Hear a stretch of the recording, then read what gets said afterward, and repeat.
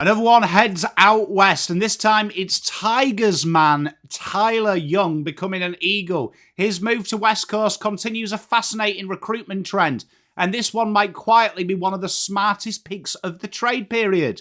We're going to analyse everything about this trade, so smash that like button and let's get stuck into it. G'day.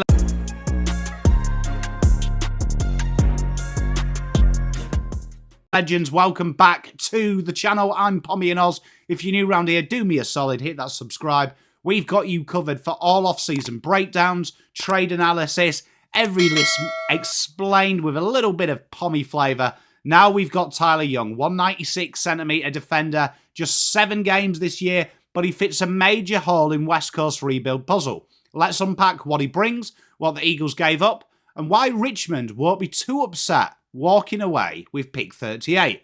So as always, we'll start with who he is. Tyler Young's story isn't one of overnight success. He was a late bloomer, drafted via the 2022 rookie draft at 24 years old, plugged away at VFL level with Richmond. He's since built a reputation as a big-bodied key defender with solid attributes who doesn't try to be something he's not.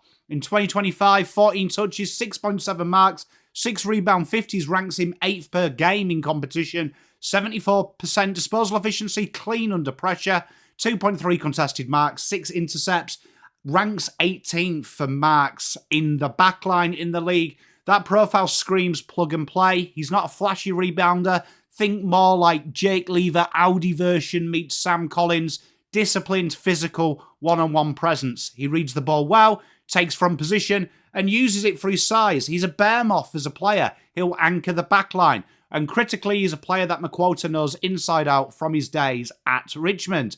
The deal itself is one of them simple ones that we love. Straight swap for a pick, 38. Tyler Young goes to the Eagles. And that pick comes originally from the Tom Barras trade last year from Hawthorn, meaning the Eagles have effectively recycled an asset into a ready-made stopgap replacement, smart list management. You turn one departing key defender a year later into a younger, cheaper one who is AFL ready now and better than taking it in the draft.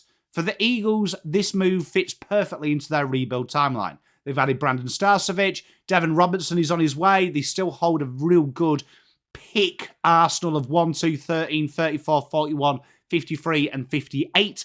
Young gives another strong-bodied defender to partner the young guys they've got down there at the back. And if you look deeper, West Coast defensive 50 last year, 17th for one-on-one wins, 18th for defensive half intercept marks. That's where Young comes in and help. He's not a rebounder per se, but he takes up the attack. He takes the biggest man. He's 27 as well, so unlike a rookie or a draftee, he's not going to take years to adjust and get used to his body. He can start round 1 and give them an immediate structure. It also speaks volumes about McQualter's vision, bringing in familiar systems like Baker, Graham, Starcevic, and now Young. He's clearly building a culture-first defence, hard-nosed, professional, predictable in-system. For Richmond, the perspective makes sense too. They're going younger. Josh Gibcus, he will come back next year. They've got some real young talent down there. Noah Bolter is the rock of Gibraltar down the back. Young was probably on the periphery. Maybe long-term he could have got in, but you can see Richmond are going for that flexibility. They may package this deal up to go elsewhere. It could even be something that they see as Lewis Callaway bid match. But in essence, they sold high on a depth player who could walk free next year. And you know what? This is smart list management. Richmond's new footy department has realised with the likes of Nathan Broad aging, they've got a new wave of intercept defenders and they'll definitely develop them and play them. It's about connection. This is why this makes sense. McQualter coached Young.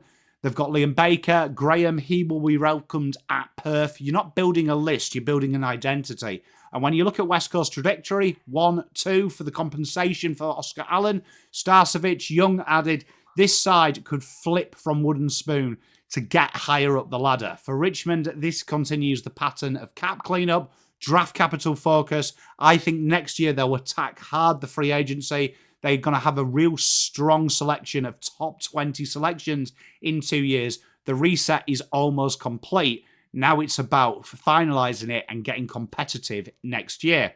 So synopsis, West Coast add an AFL ready key defender, perfect age system, fits the system, comes cheap. Richmond, they bank pick 38, build a bit of draft flexibility, clear the list space, provide depth for the youngsters. This might look like a small trade, but for me, it's a structured, smart deal, and the payoff will be later.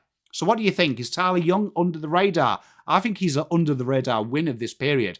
Can he form the part of West Coast push up the ladder? And Richmond, should they have held on to him, or do you like the fact that they've got a bit of flexibility? Drop your thoughts in the comments. If you're enjoying these trade breakdowns, make sure you subscribe. Loads more deals to come. It's only Monday, and honestly, they will come daily. Until next time, I'm Pommy. See you soon.